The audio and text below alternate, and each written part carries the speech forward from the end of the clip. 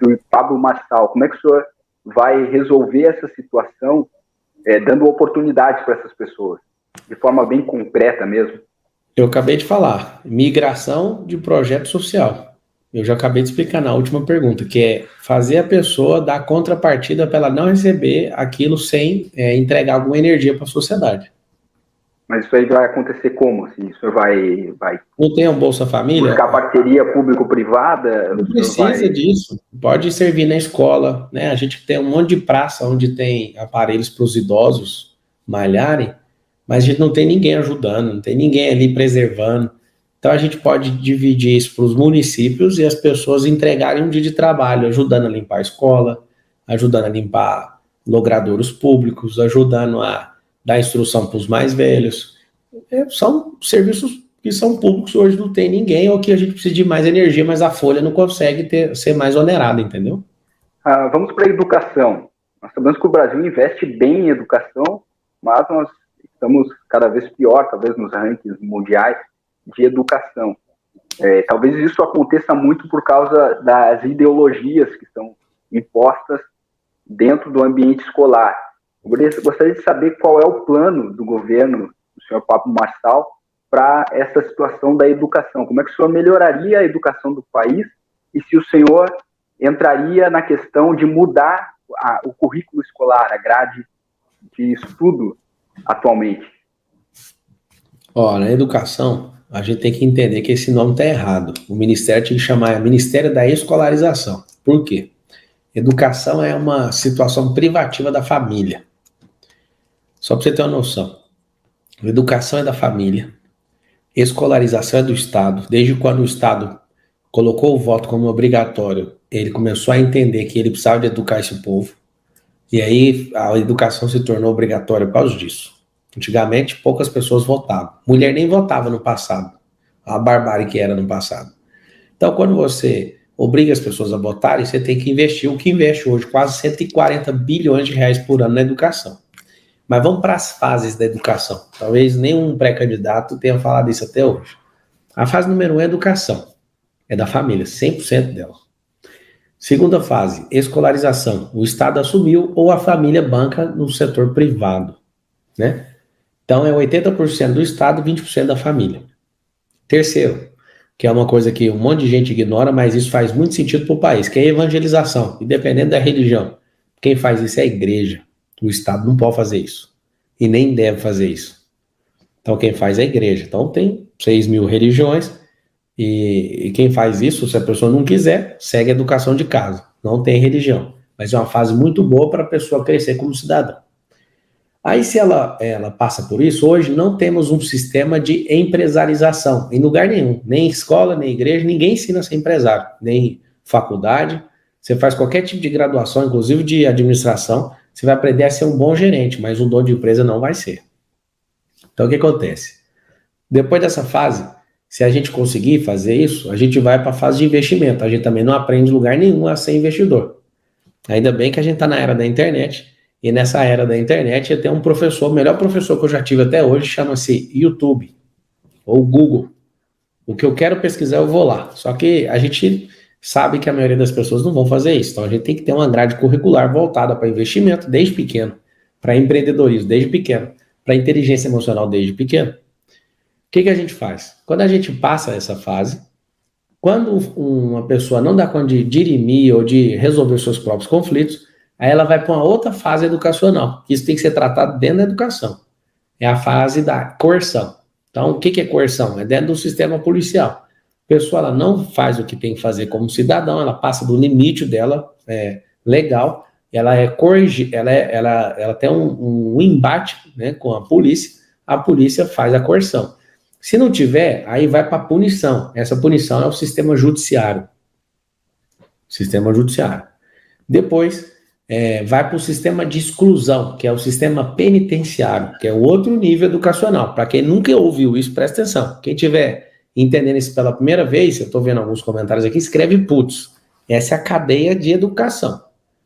Então, coerção é a polícia, punição é o judiciário e exclusão é uma forma de excluir a pessoa da sociedade o sistema penitenciário. Depois vem outro sistema, que esse está vazio, ninguém está gerindo ele, que é a ressocialização. O que acontece? A ressocialização não existe. Por isso que a gente tem um aumento gigantesco, um aumento gigantesco de criminalidade de pessoas que não são recuperadas depois que vão para lá. Por exemplo, tem quase 1 milhão de pessoas no sistema penitenciário. O sistema educacional vai subindo. Você deu certo na vida, você não passa. Você dá conta de dirimir seus problemas, você não tem coerção e você não faz parte dos 21 milhões de processos que existe hoje no judiciário, né? O que acontece? O último nível educacional é a gente educar alguém para a vida inteira, que é o nível previdenciário, que é para a pessoa entrar no nível de desfrute e receber até o dia da sua morte, por ter formado algo, né? Por ter trago energia na nossa sociedade. Esse é o sistema educacional inteiro. E depois vem a morte fecha o ciclo da pessoa, enquanto brasileiro aqui, a gente fica só com um legado, com a memória. Por que eu contei isso tudo? Porque o Estado não dá conta de controlar isso tudo. Ele acha que dá conta, mas se a gente implantar o governalismo, a gente vai ter menos gente na coerção, menos gente na punibilidade, menos gente na exclusão, e a gente vai pegar e fazer um pacto na sociedade para educar esse povo. Porque a maioria não foi educada dentro de casa, mas não é obrigação do Estado. Então, o que a gente tem que fazer na grade curricular agora? Na grade curricular, a gente tem que parar com esse negócio de alfabetizar a criança no ensino fundamental, começar a alfabetizar ela antes dos 6 anos, que é bem melhor para o cérebro. Essa grade está completamente errada. De 0 a 6 anos hoje no ensino infantil, eu sou dono de escola, posso falar com propriedade, a gente não alfabetiza a criança, a gente socializa ela, coisa mais linda do mundo. A criança tem capacidade cognitiva para alfabetização e não é feita. No ensino fundamental, o que a gente está fazendo com as crianças e os adolescentes? Eles estão na fase de pré-adolescência e eles estão ali aprendendo a engessar o cérebro, pegando muita gordura para dar obesidade cerebral, para ver qual que é a profissão que eles vão escolher no finalzinho ali, da metade para o final do ensino fundamental, para no ensino médio já ter uma resposta mais importante da vida. O que você vai ser quando você crescer? O que vai acontecer? Ele vai ficar estudando para ver se passa no vestibular. Está mais que provado que a gente só tem 17% do Brasil que tem diploma. O que significa isso? Você vai num país desenvolvido igual a Austrália, 70% da nação não quer mexer com faculdade. Ou seja, toda a nossa educação é pautada para a pessoa ir para a graduação. E ela não tem que ir. A gente tem que criar um ensino fundamental para desenvolver multi-habilidades. E não fazer a pessoa tomar a decisão mais importante da vida dela. Por quê? Porque só 1/4 de quem termina, só 25% de quem terminou a faculdade segue naquilo que estudou. Ou seja, a gente tem um problema muito grande. A gente investe bilhões, né, em 10 anos dá 1,5 trilhão de educação investido. Você pegar 10 anos de investimento que o governo federal só. Você pegar um investimento estadual e municipal, é trilhões. Vou juntar tudo. Por que eu estou falando isso? O ensino médio não tem que ser uma rampa só para a graduação. A gente vai abrir em 3 pernas. A perna número 1 é a graduação, a perna número 2 é a virtualização, que são as profissões do futuro, e a perna número 3 é o nível superior chamado empresarização. Então a gente precisa, as crianças desde pequeno, aqui em casa, eu falei para eles, um dia meu filho chegou e falou, eu quero ser policial quando crescer. Eu falei, só se for como empreendedor. Você pegar alguma iniciativa pública ou privada, você pegar a concessão de alguma coisa, senão a gente vai empreender na segurança, mas vai ser privado. Aí eles falaram assim, eu quero ser isso, eu quero ser aquilo. E engraçado é que eu que morei em periferia, eu lembro que a maioria dos amigos na periferia, quando a criminalidade é alta, ou os amigos viram bandido ou viram polícia, que essa é o ambiente onde a gente está. Então a gente precisa de criar meios, e tem gente que também não quer sair. A gente não quer ir para a faculdade, nem para ensino superior. A gente tem que ter um ensino intermediário, e esse ensino é para provocar profissões técnicas. A gente está com um déficit de médico no Brasil. O governo Dilma trouxe os cubanos, né? Conseguiram atender 50 milhões de pessoas. Foi um negócio impressionante, lugar onde médico nenhum quer ir e tal. Mas o que a gente precisa é ter nível técnico da medicina, por exemplo, que tem em outros países desenvolvidos, que é o paramédico. Hoje não tem no Brasil um paramédico. Ele consegue fazer coisas básicas e a gente honrar de verdade o que o médico precisa. Então, a gente não precisa de contratar médico de Cuba. A gente tem que validar fazer o Revalida, né, com várias pessoas que estudam medicina em outros países e trazer brasileiro aqui para dentro, que estão estudando em outros países, e criar o nível intermediário, que é de paramédico, que consegue atender rápidas emergências, e isso a gente consegue desafogar os médicos que estão profissionais de altíssimo valor, a gente consegue resolver isso muito rápido. Você deu um salto aí, saltou de educação, passou por segurança e saúde, né? Então eu quero aproveitar já e falar a respeito de segurança. Nós vivemos um país altamente inseguro, a população realmente anda muito preocupada com essa questão de segurança, nós vemos a violência crescente neste país, e eu gostaria de saber, o senhor falou sobre empreender na segurança, eu achei interessante essa sua colocação, eu gostaria de saber como é que o senhor resolveria, como presidente da República, essa questão da segurança pública. Uma criança do ensino infantil custa R$400 para o governo. Ensino infantil, para quem não sabe, é um ensino municipal. O adolescente no ensino fundamental, que é do Estado, ele custa R$1.000 e no ensino médio custa para o governo federal R$1.200.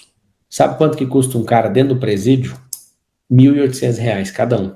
Para vocês chorarem, o gasto que a gente tem com 10 anos de presídio, 10 anos, só com presidiários, é exatamente o gasto que a gente tem anual do governo federal, do orçamento federal para a educação, 140 bilhões. Exatamente, os presidiários em 520 semanas gastam mais dinheiro do que a gente tem de orçamento federal para a educação. Falando o número exato, é 137 bilhões da educação, e o gasto que a gente tem com o presídio é um número assustador, é os mesmos 140 bilhões. Então, por que a gente vai manter um negócio que esse negócio não dá lucro para o Estado? Pelo contrário, só forma mais marginal. Presta atenção. Se a gente tem um sistema onde em 10 anos a gente gasta 140 bilhões, um sistema de exclusão, não tem ressocialização, a gente gasta o equivalente a 10 anos de educação. Sabe o que acontece? A gente tem nitidamente um sistema que é falido, come dinheiro e ferra com a sociedade, que os caras matam a gente lá de dentro. Então, o que a gente tem que fazer? Colocar isso na mão da iniciativa privada, claro que com a legislação específica, e fazer com que esses caras produzam. Hoje tem alguns presídios onde o governo não gasta dinheiro com isso, mas tem empresas que colocam máquinas de costura, pagam o salário para eles. Então, o cara está preso, ele tem que pagar a comida dele, ele tem que pagar a manutenção. É como se fosse um hotel mesmo, você tem que pagar isso, e você vai pagar trabalhando. A gente hoje tem auxílio reclusão para um cara que foi preso, e a gente tem que tirar isso não faz sentido. O cara tem que trabalhar e a previdência fica suspensa. Ele trabalha, paga comida, paga estadia e pode fazer uma poupança para a família. E ele pode pegar treinamento ali para empreender, fazer tudo, e a gente consegue recuperar pessoas assim. Na ociosidade, a gente não vai fazer isso. A gente não consegue fazer. Então, para a segurança pública, que você perguntou na questão de privatizar, cadeia penitenciária, né? Cadeia em delegacia, mas a penitenciária a gente precisa privatizar. Outra coisa muito boa que a gente tem que fazer para o sistema de segurança é a unificação dos programas, dos sistemas das polícias. Não precisa unificar polícias. Militar tem cultura diferente de civil. Dentro da federal, o rodoviário federal é diferente do policial federal. Tem um ferroviário federal também. Mas o que eu quero que todo mundo saiba é que eles não conseguem se comunicar. Nós precisamos disso. Precisa de comunicar esses sistemas para a gente ganhar agilidade e ter um sistema punitivo forte. O senhor falou aí sistema punitivo forte, é justamente a próxima pergunta. Nós sabemos que o nosso judiciário, de certa forma, atrapalha essa questão da punição. O bandido entra lá e, ao invés de ser punido, ele acaba passando por um sistema que vai soltá-lo e vai dar um treinamento para ele ainda, talvez no presídio, como o senhor falou, e rapidinho ele está na rua para praticar novos crimes. Como é que o senhor poderia resolver essa questão com o judiciário? O judiciário, ele cumpre a lei. Então a gente tem que pegar o Código Penal, ele vai fazer 80 anos agora. Na verdade já fez, né, que ele é de 40, na época do Getúlio Vargas. A gente precisa reformar o Código Penal, tem que reformar uma coisa chamada LEP. Eu sou bacharel em Direito, entendo um pouquinho do que eu estou falando. Tem um negócio chamado LEP, que é Lei de Execuções Penais. E é o seguinte, a progressão de regime, ela tem que estar condicionada ao trabalho e à lucratividade que esse cara gera para o sistema prisional. Então, a gente não tem que reduzir porque o cara é só bonzinho, a gente tem que reduzir para o cara que é bonzinho e que produz. Isso aí ajuda demais. Agora, esse negócio de soltar e disso e aquilo, a gente tem um problema hoje no Brasil muito grande. Como a nossa Constituição é muito grande, o STF tem decidido tanta coisa e a gente, nesses próximos 10 anos, se a gente não fizer uma nova Constituinte, esse Brasil não consegue avançar. A nossa Constituição é a maior Constituição do mundo, praticamente. É muita coisa que tem que ser decidida, o STF só serve para isso, para defender e cumprir a Constituição Federal. Então, esse negócio de prender e soltar, o que a gente tem que fazer? A gente tem que fazer uma imersão dentro da segurança pública. E tem muita prisão que é arbitrária, tem muita forma, às vezes um delegado quer prender, quer pular rito, e aí facilmente é relaxada a prisão. Eu entendo isso também. Mas o que a gente precisa é levantar nossas polícias, remunerar melhor os policiais, dar recompensa para quem desvendar vários casos ou ir para o confronto. Eles têm que se sentir valorizados, entende? Então, assim, dentro da legislação, o que está frouxo a gente precisa de ajustar. A nossa legislação é muito boa, só que ela é um pouco ultrapassada para os dias de hoje. Então, tem coisas que são crimes que você pode pagar fiança para sair, que precisa de deixar, né, de colocar isso, porque se a pessoa está na situação ali, a gente tem que ter um sistema, que eu já falei antes, um sistema punitivo duro. Se a gente tiver um sistema punitivo duro, as pessoas respeitam. Nós vimos aí a anulação do processo do ex-presidente Luiz Inácio Lula da Silva por corrupção, talvez o maior escândalo de corrupção da história do mundo, né? E corrupção é um problema do país, a gente sabe que é um problema que a gente tem tentado lidar, e quando surgiu a Lava Jato, que parece que o brasileiro teve um fio de esperança de que a impunidade iria acabar, aconteceu toda essa reviravolta. O senhor teria coragem de enfrentar esse sistema, essa corrupção que está entranhada no país? Eu já enfrento isso. Eu tenho 26 empresas e eu nunca paguei R$1 de propina. Então, assim, já pediram demais, eu prefiro me ferrar, eu prefiro ir processado. Eu, enquanto jurista, né, por formação, nunca processei ninguém na minha vida inteira. E eu espero ficar assim o resto da minha vida, né? Eu tenho até um objetivo de vida que é escrever na minha lápide. Não eu, né, mas alguém que tiver aí vai escrever assim, ó. Esse viveu na era dos processos e nunca processou ninguém. Esse é meu estilo de vida. Mas o que a gente precisa, de fato, é mudar essa mentalidade das pessoas. Se essas pessoas, o brasileiro hoje, não desapegar de picuinha, a gente vai viver nesse tanto de coisa de corrupção, porque as pessoas que estão no sistema, elas são fruto do voto de alguém, e essas pessoas, elas representam exatamente o eleitor. Então não é alguém que vai entrar na política que vai mudar. Não existe político que acaba com corrupção. Até fiz uma promessa para as pessoas que me seguem. Eu não vou acabar com a corrupção, porque ela está aí desde o Éden, e ela só vai encerrar quando o nosso corpo for glorificado, segundo a Bíblia, né? Agora, eu prometo uma coisa, eu não vou colocar a mão em dinheiro dos outros. Isso é uma coisa assim, você tem que ouvir essa promessa das pessoas que vocês querem votar, e se acontecer dessa pessoa quebrar essa promessa, tem que ir lá e quebrar o pau em cima dessa pessoa. Agora, para você ver que o brasileiro não importa com corrupção, é que hoje nas pesquisas, em primeiro lugar, segundo algumas pesquisas, o Lula vence em primeiro turno. Por quê? Porque as pessoas não estão nem aí para a corrupção. A maior parte do Brasil, né? Foi uma compulsão social em 2018, que colocou o Bolsonaro lá, inclusive. Mas uma coisa é, se o povo realmente preocupasse com corrupção, o Lula tinha que estar com 2% na pesquisa. O povo está nem aí para isso. Agora, não muda dentro da política, não. Tem que mudar a mentalidade do povo inteiro, porque aí eles falam, eu não vou colocar mais vagabundo aí. O senhor acredita nessas pesquisas? E outra pergunta, o senhor concorda com a candidatura do ex-presidente Lula? Primeiro, se eu acredito nas pesquisas, acredito sim, é um processo científico, a gente também faz internamente, todo mundo faz. Tem alguns institutos que é digno de piada, né, que eles em todas as vezes, eles fazem um escarcéu em ficar dando errado para forçar a barra na cabeça das pessoas. Mas, pra vocês saberem, a maioria dos institutos, eles estão bem alinhados, e se você fizer também com base na base científica da pesquisa, vai dar o mesmo resultado. Agora, o que faz um instituto dar um resultado diferente? Eles, por exemplo, ao invés de pesquisar o povo no Nordeste, pesquisa no Sul, aí aonde o cara é mais forte, eles puxam a sardinha para isso. Se eu concordo com a candidatura do Lula? É claro que não, ele foi condenado em 3 instâncias. ele chegou a cumprir pena, ficou 580 dias preso, e assim, se tivesse errado na primeira instância é uma coisa, mas foi condenado na segunda, foi condenado na terceira. Claramente, Luiz Inácio Lula da Silva foi libertado para assumir a presidência de volta, né, por causa de um sistema emaranhado aí de ideologia. Isso está nítido. Ele não foi inocentado, mas foi anulado o processo, aí em cadeia foi, né, anulando tudo.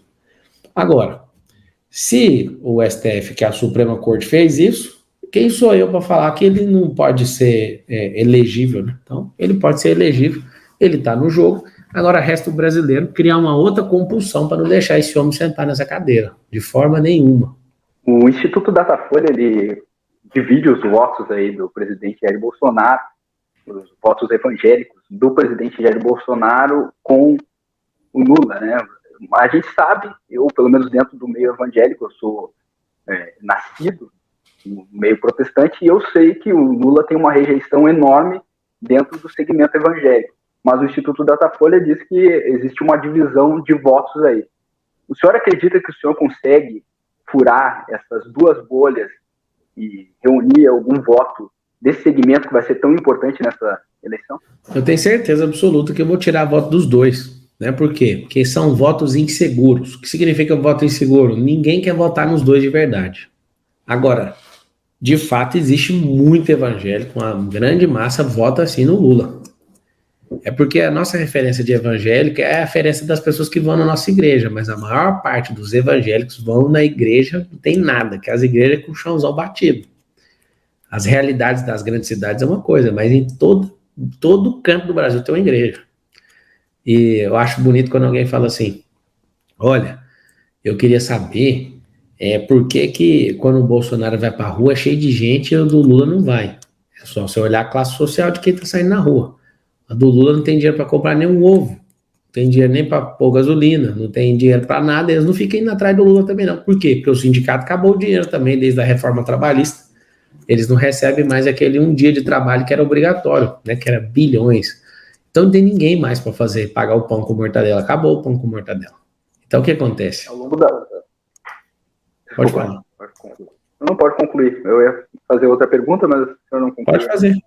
Para mim tá suficiente. O Gospel Prime, ele cobre o meio evangélico já há alguns anos, e as pautas geralmente importantes para os evangélicos, o que para nós é de fato uma surpresa, são as pautas de costumes. E eu gostaria de saber do senhor, qual é a sua posição em relação a Israel? Como o senhor vê essa nação, que para os evangélicos é tão importante? Israel é a menina de Deus, dos olhos de Deus. Se você for na minha principal empresa, você vai parar lá na porta, você vai ficar impressionado. Lá tem uma bandeira do Brasil, uma de Israel e a outra do QGR. Eu não só gosto de Israel, mas sou amigo de Israel, já fui convidado pelo governo de Israel para estar lá. E meu coração é conectado com o povo de Israel. Eu fui um dos seus projetos, até o senhor cria, né, um projeto que usa as 12 tribos de Israel, se não me falha a memória. Sim. Do que se trata esse projeto do senhor? É um reality show de pessoas que vieram do Brasil inteiro, e eu mostrando que cada tribo tem uma linguagem, cada tribo é de um jeito. Por que muitas vezes os cristãos brigam uns com os outros? Porque cada um não entende a sua tribo. Porque quando você entende, você aceita as pessoas como elas são. Qual a sua posição em relação à ideologia de gênero? Olha, como eu te falei que a educação é da família, se a pessoa acredita nisso, ela ensina só seus filhos. A gente não vai gastar nenhum real de dinheiro público falando sobre isso. Sobre aborto. Aborto é assassinato. Tem que trocar lá no Código Penal. O artigo está escrito aborto, as pessoas acham que é abortar projeto. Tem que trocar assim, um assassinato de vida inocente. Quem quiser abortar, vou repetir isso até eu morrer. Quiser abortar, você vai lá para a Argentina matar brasileiro inocente lá.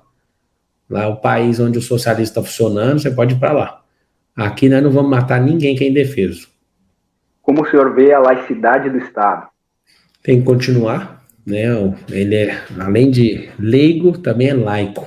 Né? Então a gente tem que deixar o país desse jeito, porque senão, se a religião interferir no Estado, aí a gente começa a produzir. Parece que é bom para alguns, né? A minha religião podia assumir isso aí. Aí a intolerância começa a explodir. Candidato, eu sei que o senhor tem uma entrevista logo em seguida. Eu quero lhe agradecer por essa oportunidade.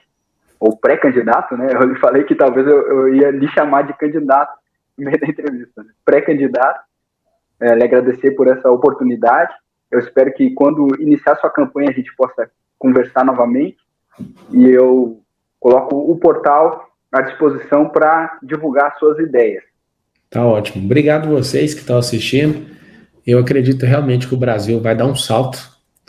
Do fundo do meu coração, com a minha mente, assim como eu cresci muito os meus negócios, pessoas que estão em volta de mim cresceram também, eu acredito que o Brasil pode crescer muito. Eu fui lá no futuro com a minha alma, e lá eu vi o Brasil, em primeiro lugar, ser a economia mais poderosa do mundo, países que de fato avançou numa década onde ninguém acreditava. E lá eu não vi nem Lula, nem Bolsonaro, mas eu vi um povo que se levantou, assumiu o governalismo, começou a cuidar da própria vida e começou a transbordar tanto que o Brasil cresceu. Vocês foram escolhidos para esse tempo. Eu não sei se vocês sabem, eu vou começar a bater nessa tecla. A exploração de Portugal acabou em 1822, sobre as nossas costas. E nós estamos num ano chamado 2022. Então agora é uma fase, né, de virar 200 anos depois e a gente ir para a maior guinada da história que o Brasil já viveu. Isso vai ser muito forte. Nós vamos fazer isso em 10 anos nesse país. Eu vou liderar por 4, mas eu acredito que se não tiver um projeto de década, a gente não avança. Nós entrevistamos, então, o pré-candidato à presidência da República pelo PROS, o senhor Pablo Marçal. Agradeço novamente ao candidato pela oportunidade e um abraço para vocês que estavam nos acompanhando aqui. Tamo junto, até depois do fim. Vou abrir uma caixa de pergunta no Instagram, quem estiver assistindo. É @PabloMarcal1 no Instagram, tá bom? Beijão, obrigado pela excelente entrevista. Deus abençoe.